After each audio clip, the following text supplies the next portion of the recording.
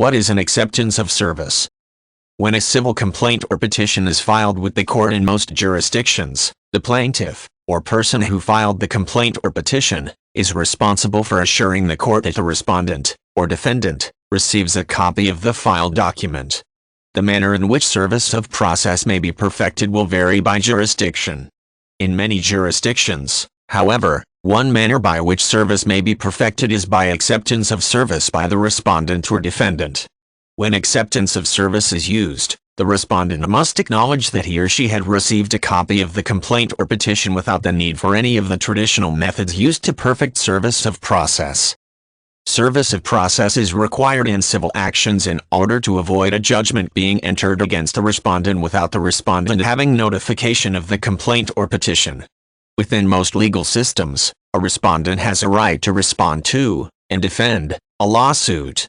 By requiring that the plaintiff to serve the respondent with a copy of the complaint or petition, the court can be assured that the respondent is given an opportunity to defend the allegations contained therein.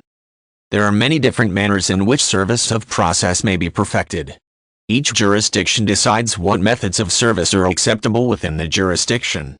Common methods of acceptable ways in which a respondent may be served include service by registered or certified mail, service by a civil sheriff or licensed process server, service by personal service by someone over the age of 18 and not a party to the action, service by publication, and service by acceptance of service by the respondent.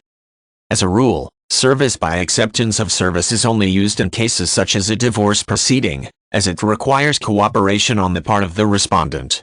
In a divorce proceeding where the parties remain civil, the plaintiff may offer to serve the respondent by acceptance of service to avoid the cost and time required for one of the other methods of service of process. If acceptance of service is used, the respondent must be in agreement, as he or she is required to sign a document acknowledging that he or she had received a copy of the complaint or petition. Regardless of the method of service used, the court must receive proof that service has been completed. A signed return receipt, for example, serves as proof when service is perfected by certified mail. If the civil sheriff, a process server, or another person completes service of the documents, then he or she must generally sign an affidavit attesting to the fact that service was completed.